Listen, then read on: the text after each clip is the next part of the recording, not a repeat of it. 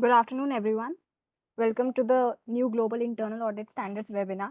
We appreciate you taking the time to join us today. As today we discuss key updates and insights on the latest global audit standards. To begin the session, it is my pleasure to introduce our Managing Director, Mr. Arvind Banani, who will share his thoughts on today's topic. Over to you, Arvind. Thank you, Ansha. Thank you a lot. So, a very warm welcome to all of you. A very good morning to people joining from various different places. Very good afternoon to people joining from, Middle East and the Asia part of it.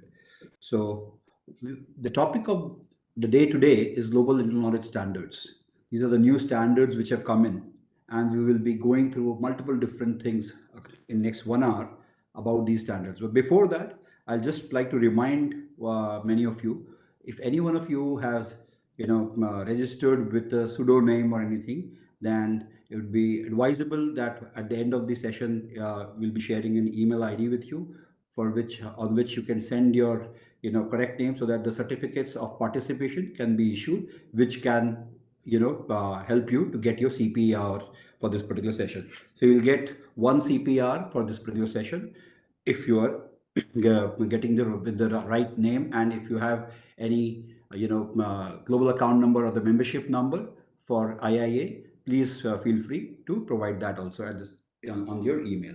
Thank you very much for that. So yeah, moving on, that these are the new standards which actually came in on 9th of January 2024, and the IIA, the Institute of Internal Auditors, gave us 1 year to implement these standards, and it became a mandatory standards for any internal audit practitioners or all the internal audit practitioners across the globe who meet the IIA requirements, and it became mandatory on 9th of January 2025.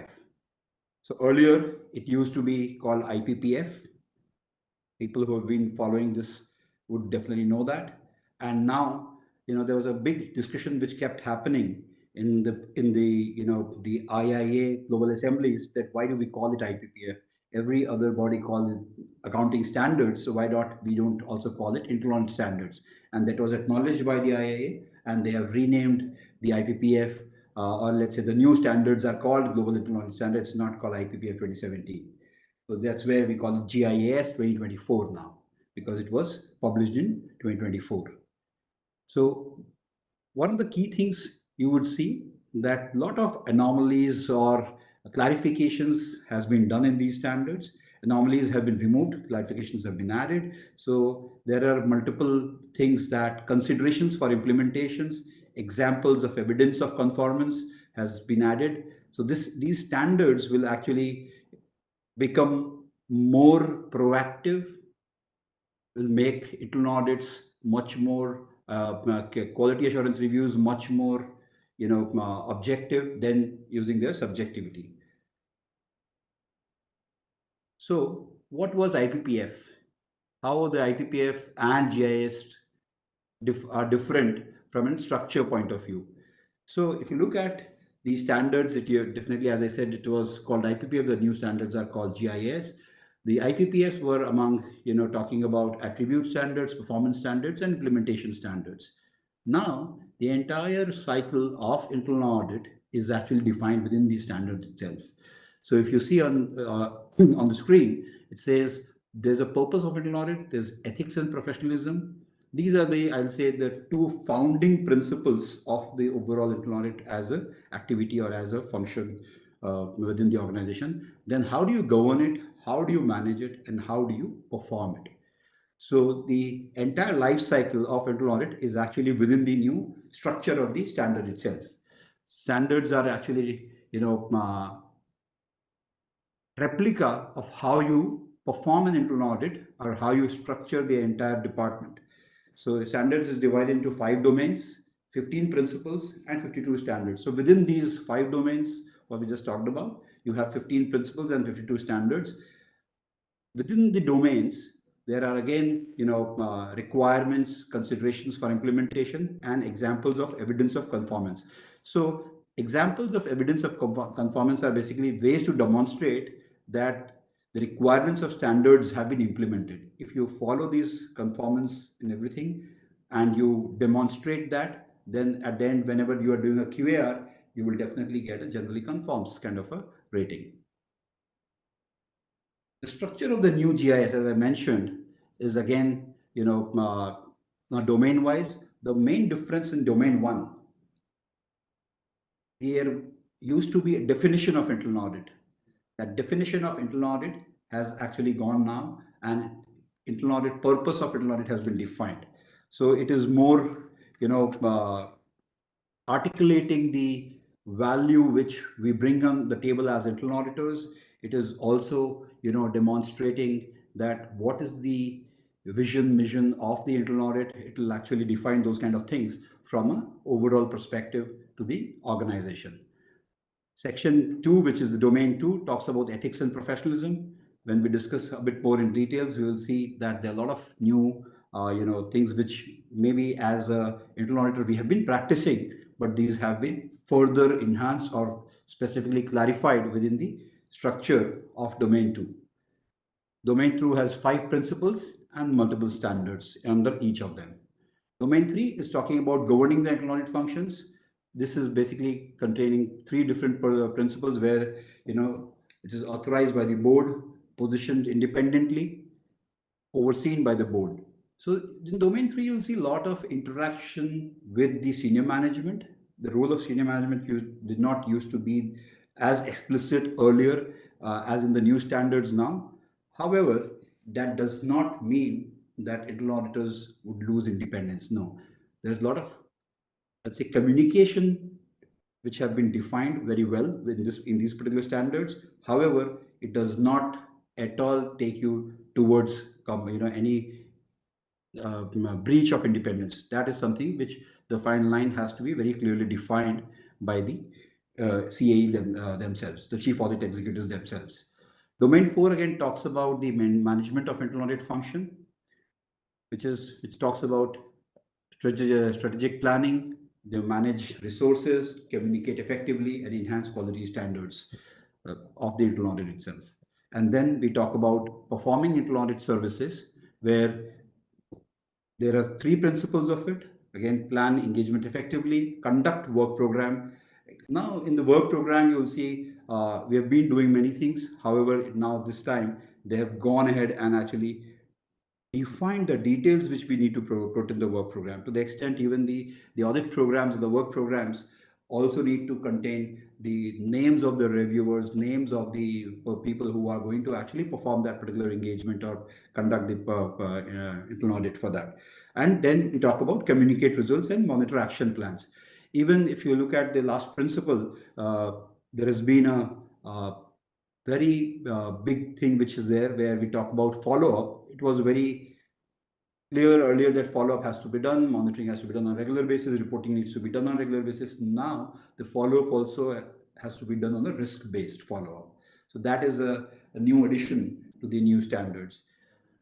One very subtle thing which you'll see, that in the previous IPPF, internal audit used to be called internal audit activity, whereas the word internal audit activity has been taken away, and internal audit is now called a new standard as an internal audit function.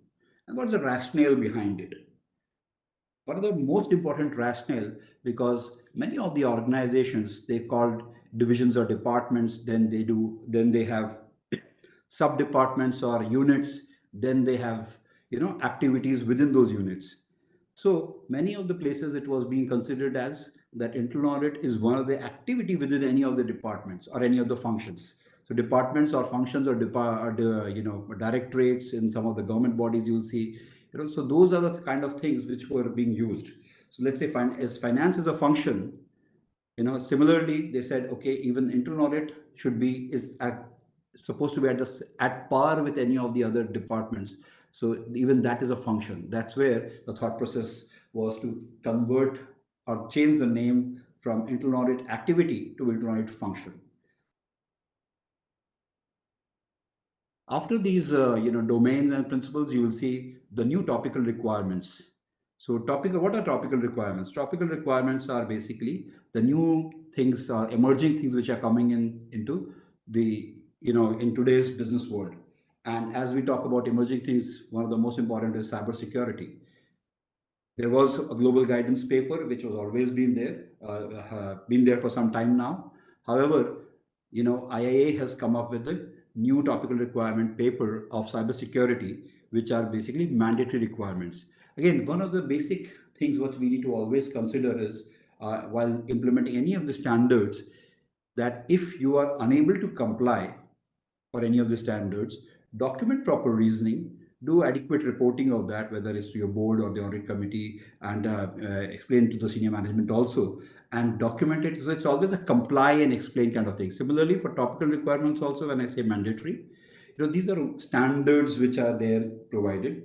Some companies or some of the auditors, when they go for conducting that particular audit, some of the requirements might not be applicable to an organization. So that needs to get documented very clearly, that why it is not applicable, why the CA assesses that these things are applicable or these things are not applicable, and then presents it to the senior management and to the board. So again, when I say mandatory, it's always mandatory, but comply or explain kind of thing. And the second part is global guidance. Global guidance continues as is. So any new topic, any new emerging topic, IIA will continue to come up with the global guidance papers, which are, again, as its name itself says, these are non-mandatory guidance notes, basically, if whenever you are doing any audit. So 2025 first quarter, there was already come with the cybersecurity related topical requirement. The plan is to come with another multiple more topical requirements as and when it becomes finalized. It normally takes anything between a year to 18 months to finalize a topical requirement for the Institute of Internal Auditors, because it's not only the effort which goes into that particular building of that topical requirement, or even the building of internal audit standards, is very, very high and significant. It takes multiple professionals involved, multiple committees, multiple board domains to be added, every different jurisdictions to be looked at, Americas, Africa, Asia, every jurisdiction is looked at. There are committees across the organization, and across the these jurisdictions, which actually contribute and give their comments, and then only the draft comes in. So the research what IA does with the I Employment Foundation support is basically phenomenal. And based on that, once the draft is made, so similar kind of thing is followed not only for standards but even for topical requirements. So it will take time, but the intention is to come up with many more topical requirements which are going to help the internal auditors to perform better audits, or let's say more relevant. Then we move on to the new GIS structure.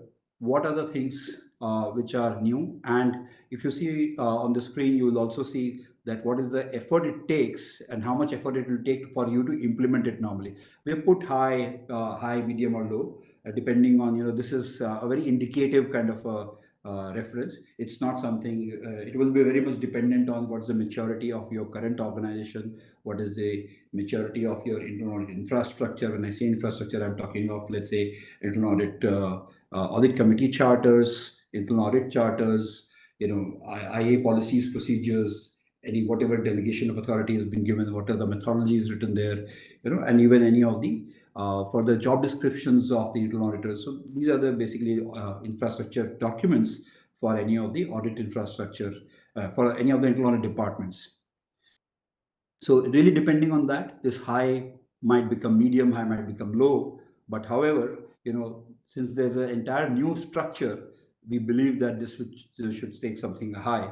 And because they've also gone ahead and defined considerations for implement. What are the few considerations which you can you can look at for implementing these new standards, and how do you actually demonstrate that you have actually implemented, or how you evidence that you have implemented these standards, is also given the examples of conformance.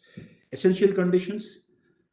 GIS talks about 60 essential conditions, out of which 39 essential conditions as a CAE has to go and definitely talk to the board of directors, and there are 21 essential conditions which they have to make the senior management aware of. So these are documented as a part of domain 3, and this always will become going forward the part of internal audit methodologies or IA policies and procedures for each of the internal audit departments.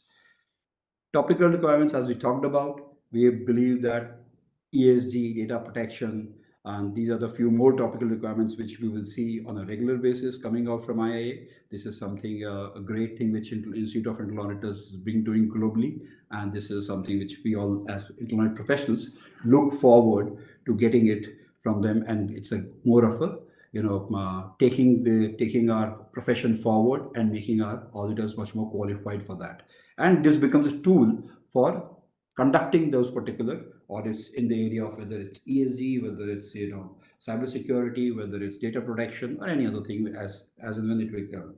So these are like emerging topics which are getting added to that. Another new requirement which is coming is CAE must prepare internal audit strategy. So every organization normally prepares a strategy. They always have a mission, vision, saying that this is my vision statement. This is where I want to be in next 3 to 5 years. Similarly, internal audit department should also prepare their internal audit strategy. That does It is not that the plan is sufficient enough.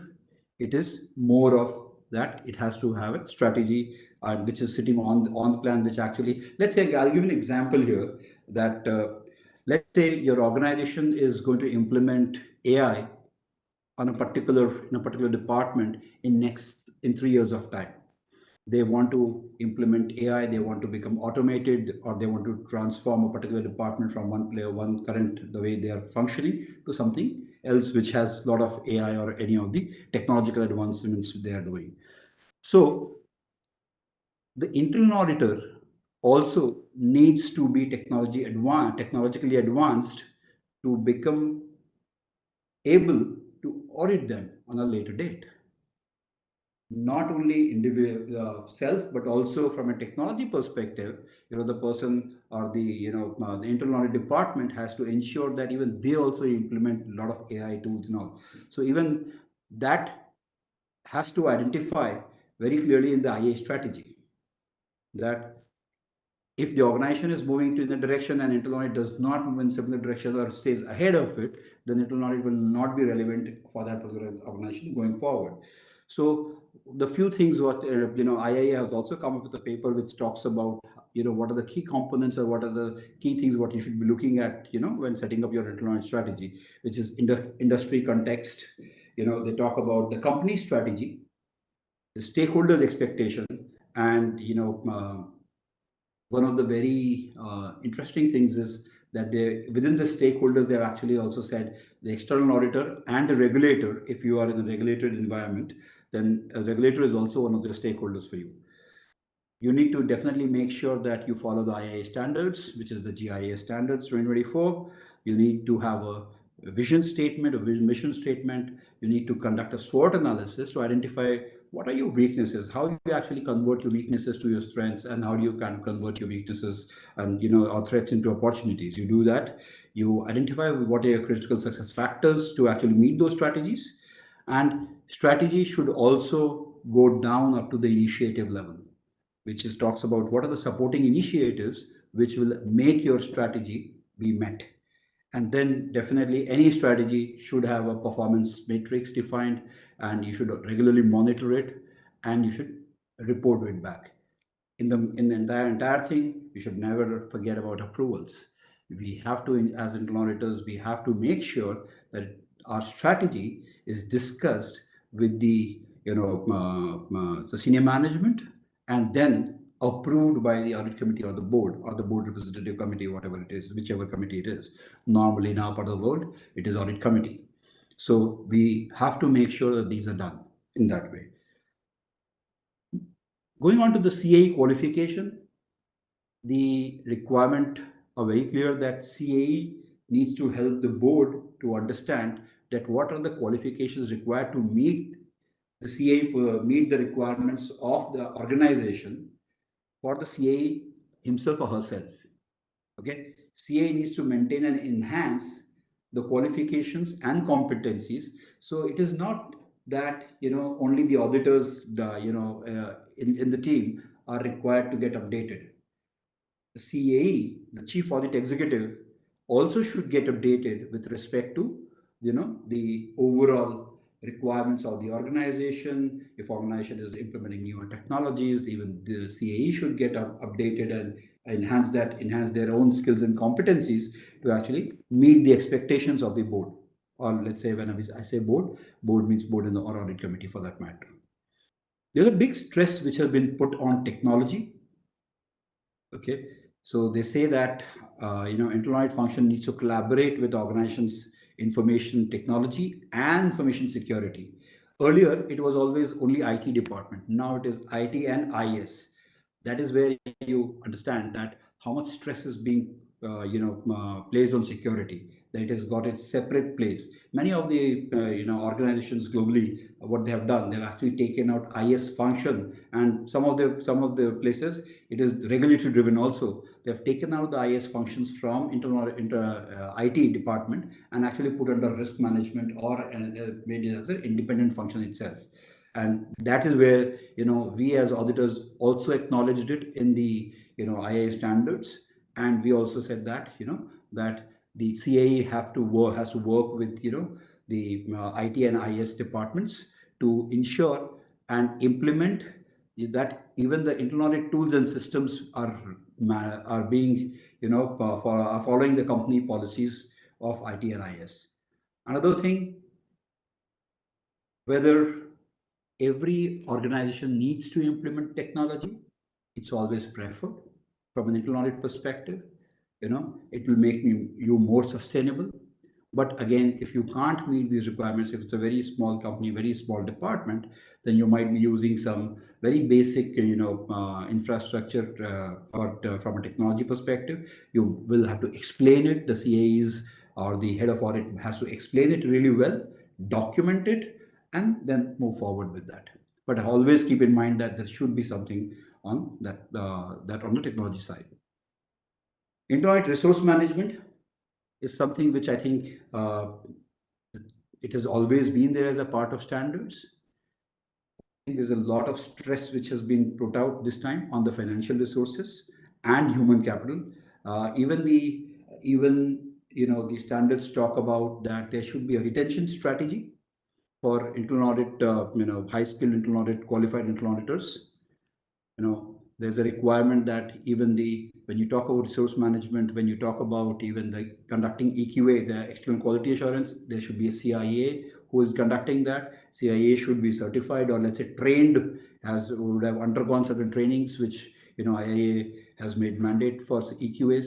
So those are to be very well defined, and it needs to have this particular thing defined in there, even sometimes even in the strategy. Let's say when you talk about human resource, when you talk about people angle in your internal strategy, you should also talk about the retention strategy. How do you ensure that you retain the talented internal auditors? Methodology. Why we have said moderate? Because there are a lot of things which the new standards talk about in the methodologies, where they talk about if there's a disagreement with the senior management, the CAE should actually have a methodology very clearly defined, that how do you take that disagreements, how do you actually escalate it, and agree to disagree. There should be a criteria defined, that what are the how do you rate them. Some of the places you will see it is just high, medium, and low, and it is very subjective. Some of the places you will see a matured internal audit practitioner or a matured internal audit department always have already has a lot of details, from a criteria and condition to rate their observations or to rate the risks in such a way. So, but this time the IAA standards have clearly said you need to have these things, and the methodology will require, I'll say, in some of the cases where the methodology is very bleak, significant changes, some of the cases where the department is very strong or the department is very mature, then lesser, this thing, that's where we've kept it as it will take somewhere around moderate, because even the errors and omissions, you know, uh, the standards have gone ahead and said, even in case of errors or omissions, you need to have a criteria which will define the significance of that error and omission. Earlier, we might would have said that, okay, it's an error and it has been fixed, and then it's okay, fine, we go ahead with that. But now they are saying that there should be a defined methodology, and this methodology should actually get approved by the board to say whether it's a what is the significance of that particular error or omission. Scope limitations is another methodology which I think needs to get added. Many of the places I've been doing QAR for last 25 years. So many of the cases I'll say that, scope limitations would be, normally would just say come in as a part of the document, as a part of the, methodology. It will say that scope limitation should be defined and scope limitation should be part of the report. However, now the new standards are requiring us to assess, first to escalate it to the senior management, and then to assess also that whether this scope limitation is really scope limitation, or we need to convert it as a finding and actually write that these particular documents or these particular evidence were not available, and hence you're not able to put that. So it is the duty of the chief audit executive to assess whether it should be finding or it should be scope limitation only.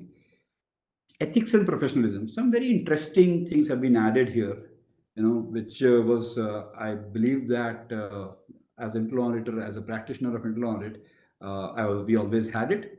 However, the institute has the board has actually come out and specifically mentioned these things like honesty and professional courage.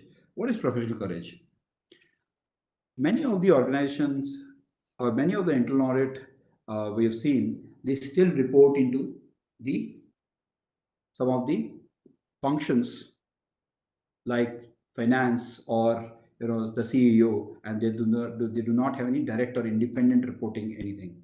So that is where professional courage comes into picture, that I might not, if I'm reporting into a specific function or I'm reporting into a specific individual who's not where I'm not independent, I might not have a professional courage to actually identify something and speak in front of them.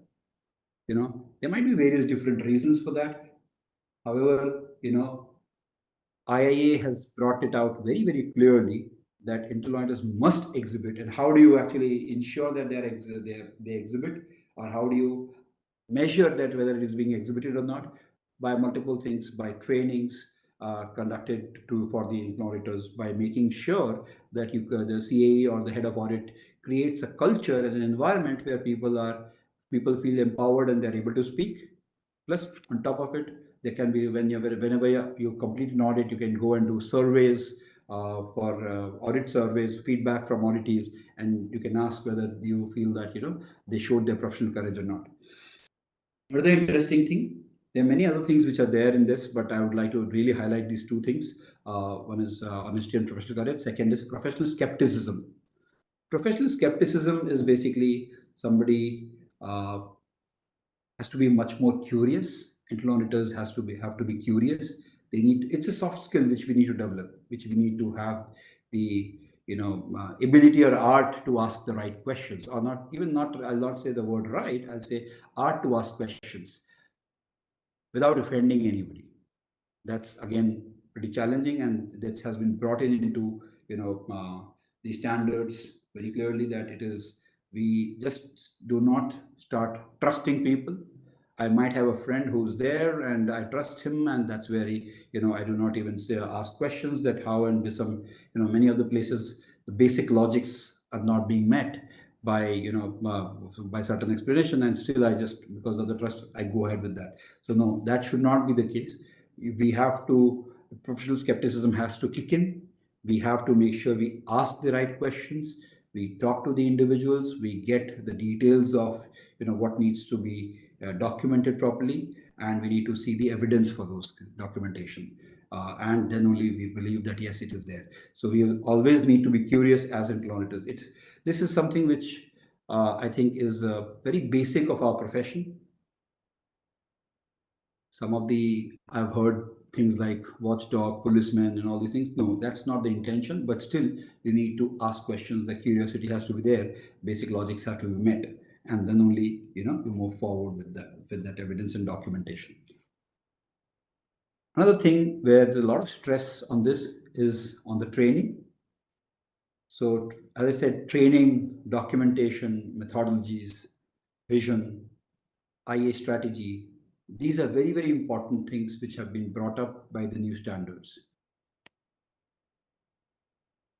The chief audit executive has to budget for training and provide training to internal auditors with respect to many of the things like emerging strategies, emerging technologies. They need to be trained about these, the new standards itself, and in detailed, training needs to conducted. Where training needs to get conducted for these standards. We talked about 60 different essential conditions. So first we should know, auditors should know, and then we have to educate the board and the senior management for that also. So GIS also talks about a lot of roles and responsibilities have been added for senior management of the organization. It also at one point at one of the places also talks about that the auditors need to take, let's say, the performance appraisal or the performance assessment of the auditors, the annual performance of, assessment of the auditors. Even the senior management should, participate in that. Yeah, it's the role and approval and everything is still lying with the board, but there has to be a participation. Or this chief audit executive has to take inputs even from the senior management for that particular thing. So those are the very, very new things which have been added here. It is very important that we all look at it, we all make sure that trainings are provided to our team members, to the departments, to all the auditors, for making sure that all the standard requirements are met and implemented. So GIS also talks about audits in small IA functions. There are certain things which they say, okay, yes, we understand that you are small functions, you might not be able to meet all the requirements. However, if there is any non-conformance which is there from these standards, the chief audit executive, the head of audit, needs to document these deviations to support any EQA, any external quality assurance which is being done, and improvement programs. GIS application in public sector. Again, there is another thing which says that if there is a section on that which is dedicated to public sector itself, and if there is anything where you have any regulatory mismatch, then you need to document that, and you have to understand the intent of the standard and implement it accordingly. And in case of any of the regulatory mismatch, you need to document it and then follow the regulatory requirement. So there are many, many more things which I could cover in this particular thing. But since we have an hour today, so I would definitely like to bring in few more things. Is basically we talk about this role of senior management. Senior management will also the interaction with senior management, the board, the before you go to audit committee or board, you should go along with them to the board for anything. When I say along with them, I mean that the communication has to be there from the audit to the senior management, and when they go to the board or the audit committee, they should be normally on the same page. This is what the expectation is, to increase collaboration. And that does not mean that if you're increasing collaboration, you lose independence. No, you have to maintain your independence, and based on that, you need to increase your collaboration with the senior management. So we'll talk next, 15 minutes about that what is required from a chief audit executive, for the attention of chief audit executive, for each of there's a lot of CAE must which has been added on the new standards. So when we talk about CAMs, there must be many people who are not CAs yet and they are aspiring to become CAs, or they are part of an audit team today. Is it not applicable to them? No, these are applicable to them also, because It starts from the auditors to the engagement supervisors to the CAEs. So hence, CAE, some of the things like for ethics and professionalism, it does there's a top down flow, whereas in some of the places you will see in domains which are managing and performing, you will see it's a bottom up approach kind of thing which has been done. So domain two, which is ethics and professionalism, talks about CA must create a supportive environment for auditors to freely communicate all findings, both favorable and unfavorable. So there's a big shift which is happening here. What is that shift? That auditors who are used to only talk, negative things or bring only observations must acknowledge good things also. They should give that adequate credit in their reports, in their discussions, in their executive summaries, to the management for what good they have done. If the control environment is good, then even that needs to be communicated very well. If there's any, when you do the audit and you see there's a huge shift which has happened from the previous audit, what you've done, and you audit and it is for good, then that also needs to get communicated. That also should come in as a part of your report itself. So acknowledge the good things, acknowledge the, if somebody, let's say, if an auditee is in discussion with you, there and the auditors have identified something, auditee becomes proactive and takes action before even you have closed your report, before you would have reported it. They took an action, they've plugged that particular gap and validated validated it to you that yes, see, we have already plugged it. That it means that what you should do now is basically when you write a report, you should actually give that proactiveness, acknowledgement to the management saying that it was identified during the audit and management was very proactive, or this particular department was very proactive and took that action and immediately plugged that gap, which was subsequently validated by audit, and hence there is no further management action required and the finding should be considered as closed. So that is where this is a big shift from the previous mindset that we have to acknowledge these things also very clearly.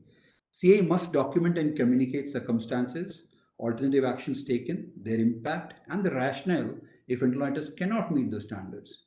As I said, if anywhere you're not able to meet standards, you need to document and communicate back to the audit committee and the senior management that why as a audit department cannot meet these requirements, whether it's because of regulatory mismatch or it's because of the size of the organization, because of the size of the team, whatever the reason may be. And how do you let's say what is the intention of this particular requirement and how do you make sure that the intention is being met? That also should be documented. CA must ensure that IA function and individual assessing the IA function adhere to same information data protection requirements. This has become, data protection has become really, really important across the globe. In Europe, GDPR has been there for some time. In Middle East, every country is coming with their personal data protection laws. It has been there it's there in some of the states in US. It's there in the Indian subcontinent. So every country is coming up with this new data protection requirements. And that's where it says that CAE also should follow the same information data protection requirements. I'll give you one simple example. We are the auditors. We are the internal auditors. We go and audit across the organization. We ask for access to the system, we get the access, we work on it, we come out, we finish our report, and we move on to the next audit. How many times do we go back to the auditee and or the IT department and ask them to remove our access? Very, very rare. In my career, I would say that I've not seen many clients doing that. This is one of the examples that people need to be careful and implement these standards going forward. When it comes to governing the internal audit function, the CA must discuss all these requirements, the essential conditions which I mentioned, with the board and the senior management, coordinate IA functions, board communication with senior management. So this is where I was talking about go on the same page, so that people are on the same page and they're going to the chief of the let's say the chairman of the audit committee, and it's not something that okay, the auditor and the auditee are actually disagreeing in front of the audit committees. It means the auditor has not done the work adequately. It reflects bad on the internal audit itself. So it has, let's say, it's been specifically spelled out, but we have been doing this for some time now. CA must help the board in understanding understanding their necessary qualification and competencies. So if there is a specific company, there's a specific requirement of an organization, it is the responsibility of the CA to educate the board itself that, okay, to conduct these kind of audits, the CA should have these kind of capabilities and qualifications. It is for the CA himself or herself. They must also maintain and enhance their own qualification, you know, and meet the board expectations. So basically, first you need to create that expectation, and then you need to meet that expectation also, by making sure that you, as a CA, enhance your capability, your skills, and be part of the continuous development. Moving on to the domain 4, where you talk about managing the employee function. Again, as we talked about IA strategy and various parts of the IA strategy, this is something which is very important. It should definitely include vision, the strategic objectives, and the supporting initiatives. These three things are very, very important when you talk about the IA strategy. So vision is something which will tell you where are you going to be in next 3 to 5 years. Objectives should be immediate and for forward-looking also. Initiatives are the actual action plan which is going to help you achieve the objective and meet your vision. So without these three things, the strategy is not complete. So you need to make sure as a CAE, as a chief audit executive, that your strategy talks about that. One of the places I saw that it actually went further down to the details of identifying the communication strategy, the communication protocols of, it was a very, very large organization with multiple, offices across the globe. So the audit department is a centralized department, but it also said that this particular individual in the audit department is responsible for this particular country operations. So how often they need to talk to each other, that was also defined in the strategy itself. The communication strategy was very, very well defined, and it was being monitored on a regular basis. That's like hats off to that particular organization. So next one is to basically CA must evaluate, update, and train auditors on IA methodologies. As I said, there are a lot of changes which are happening on the IA methodologies. So there are a lot of additions which you see to be done on the methodology. So CA has to make sure that the auditors are also trained adequately. CA must escalate coordination concerns. So internal audit should have a good coordination with internal assurance providers like risk management, compliance, internal control, information security. These are the various different, departments within an organization. And then you have external assurance providers also. So if there is any concern, earlier what we used to do, we will say, okay, we have not received anything, and we just move forward. Now it says that you need to escalate it to the senior management, try to resolve. If necessary, if you're not able to do the resolution of that, then you take it to the board. This is taking us towards, I'll say, aligned assurance. There's been a big global push on aligned assurance. So this particular, I'll say, requirement actually demonstrate the thought process that there should be aligned assurance, and we are going in the right way or not. Similarly, CA must develop a budget and support IA strategy plan. And as I said, there are two specific things which have been brought up. IA execution was always there. Training and technology specifically has been brought up in these standards. CA must establish a strategy to recruit, develop, and retain qualified internal auditors. As I said, retention strategy has gained significant importance in these standards, and the CA's responsibility is to do that. And definitely, internal and individual competencies are very, very important, within the overall internal function. CA must collaborate with IT and IS functions. Again, it is not only for meeting the internal policies or information security policies of the organization, but also to make sure that IA should also implement technological resources. One of the organizations we saw that they themselves, the internal audit department has now the generative AI implemented. So with the help of the GPTs, they are actually able to write reports. Is it good or not? It really depends on data, what you're relying on, really depends on what you're doing. There has to be adequate controls built in and around that. But this is where even we should be investing in. Same as develop an approach for IA function to build and maintain relationship and trust with key stakeholders. So we are talking about, again, communication strategy, an approach where you can map your relationships within the organization with the key stakeholders, which includes, again, regulators, external assurance providers, everybody. Timely communication is very important, and there has been stress on that. Basically, you don't need to wait for everything towards the end of and finalize the report. No, you can actually give some insights, conclusions. And there's one other thing which is very, very interesting. If you'll see that in the purpose of internal audit, the word foresight has been also been added, that it is not only the insight, so it's not only the post-mortem, but also the foresight, that where the audit department is going to move, where the organization is moving, where the world is moving for that particular industry, with the industry context, definitely. So CA must develop performance objectives for IA function, considering input from board and senior management. As I said earlier, that does not mean that independence is not going to be there. It says very clear input from board and senior management, and then only present it to the board to basically make sure that this is getting adhered to and approved by the board or the audit committee for that matter. Some other things on performing internal audit services, we'll talk about it now, where we say CA must escalate unresolved scope limitations with the management.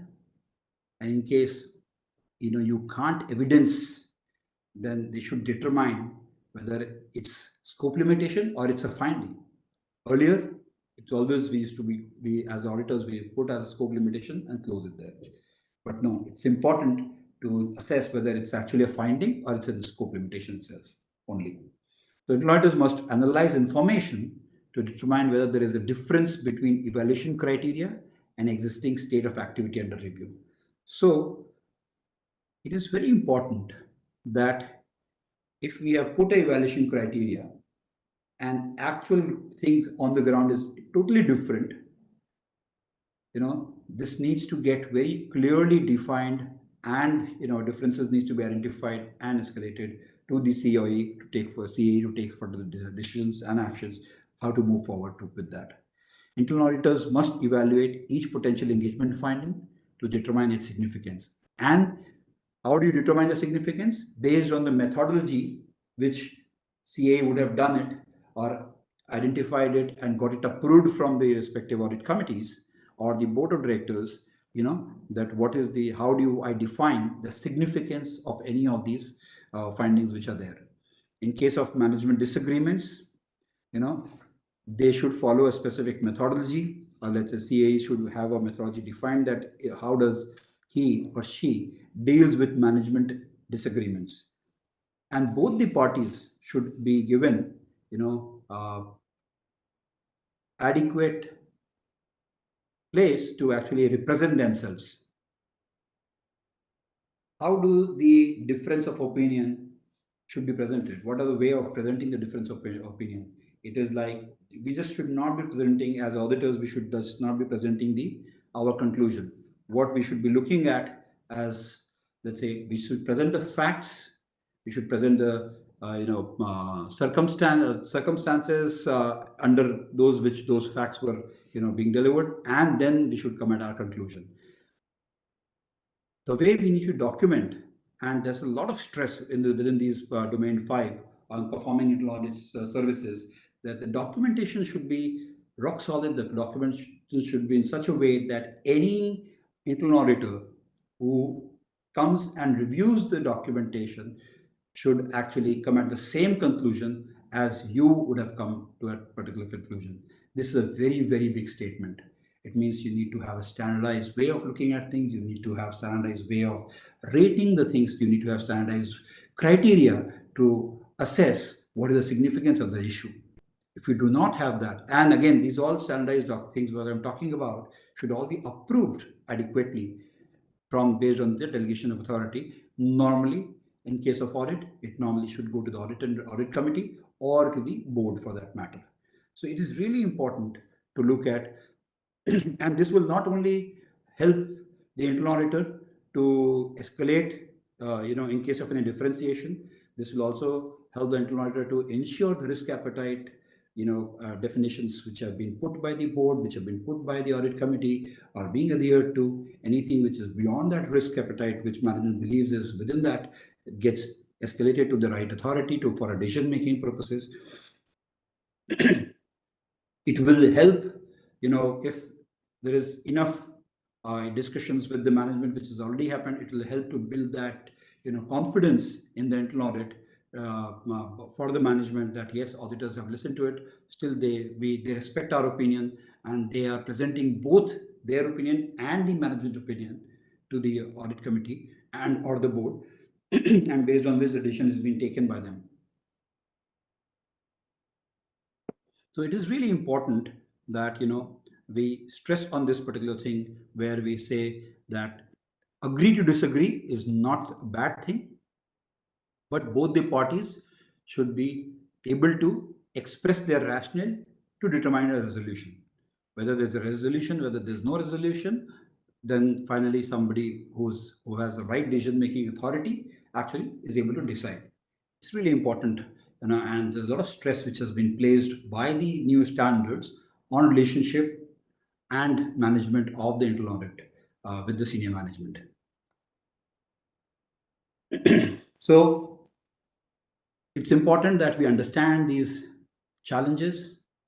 Okay, we understand that what are the new things which are required, what are the capabilities we need to build within our teams, what are the capabilities and specialized expertise which will require, which you will require as chief audit executives, head of audits, engagement supervisor, or internal auditors, to deliver the right value to the organization, and make sure that we are treated as advisors. What are the key things what the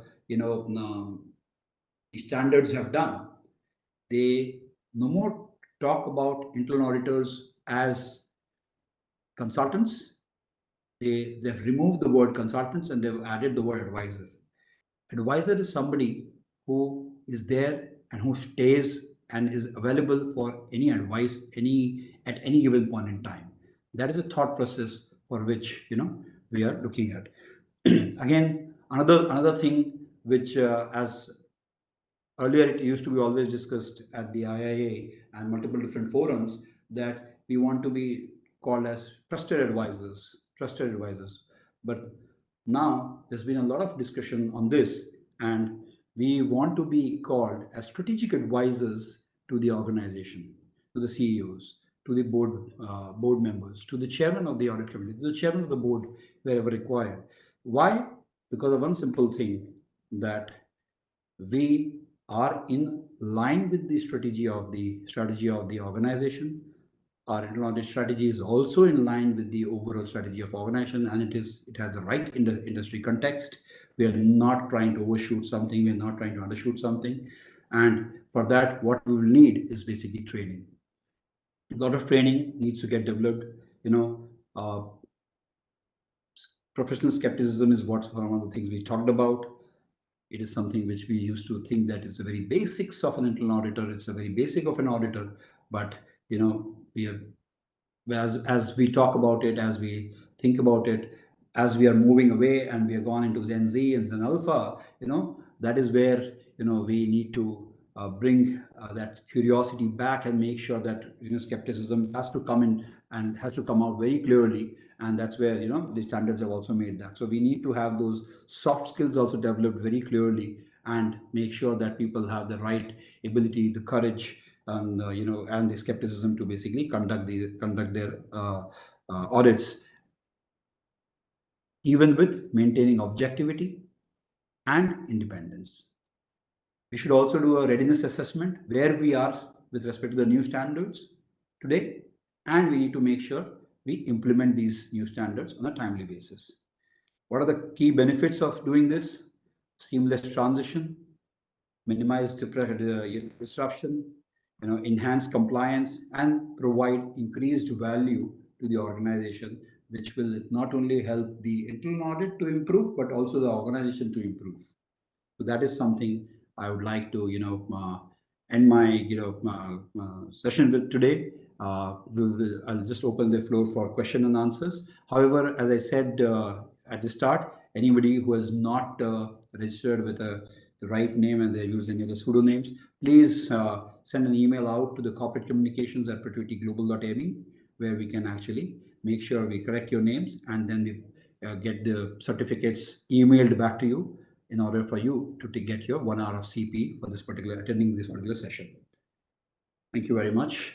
And I have my colleague with me, Shahid, who will be able to, bring in the question and answers. Everyone. There are a couple of questions from the participants. Let me just go to the first question. The first question is, I'm sure the name is anonymous. I'm sure the Productivity has already had multiple engagements for the implementation of the GIS in different companies.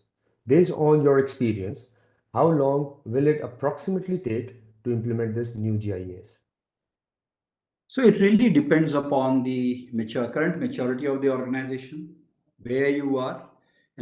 If I have to say the implementation is only about the, making the infrastructure ready, infrastructure can be made, let's say, in anything between 6 to 8 weeks, and then it takes normally a month for review and approval. So in a quarter, it should be ready from an infrastructure perspective. But actual implementation will take some time. IIA had given 1 full year, which is 9th of January 2024 to 9th of January 2025 to implement these standards. So that is something I would stick with the IIA's, timeline, what they had thought. And again, from a global scale, what they had given was a decent enough, timeline to implement these standards. Next question, Shahid. Thank you. Another question is, what are the available GIS training options both in person and online? Sorry? What are the available? What are the available training options both in person or online? Like if Oh, there there is any are training. multiple trainings Yeah. being organized, and even the IIA has come up with various different, I'll say, documentations where you can see that they have also identified the differences between the old standards and the new standards, and you will see multiple, conferences of IIA, which various different chapters are organizing, are actually talking about the new GIS for in person as well as on webinars. There are no more further questions now. So I think we are well within time, and thank you everyone. Thank you everyone for attending this Just particular to add, webinar. sorry, Arvind, there is one more question just came in. If Yes. that is okay for you to take. Sure, sure. Let's go ahead. Okay.